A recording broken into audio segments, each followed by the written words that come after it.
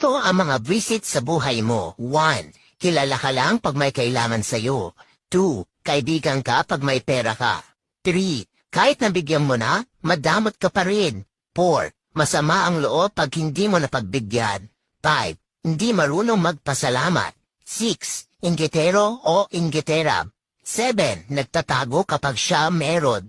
8. Hindi natutuwa kapag kumaangat ka. 9. Mabait sa'yo pag may hinihingi na pabor. 10. Kaibigan ka daw pero inilalaglag ka. 11. Nag-e-imbento ng kwento sa ibang taong kausap para mapagtakpan ang masamang ugali niya. Kaya lagi mong tatandaan na ang pagiging mabuting tao ay hindi basehan sa kung ano ang natapos mo o anong relihiyon mo. Nakikita ito kung papaano mo itrato ang iyong kapwa-tao. Pero minsan kailangan mo magbago dahil hindi lahat ng tao na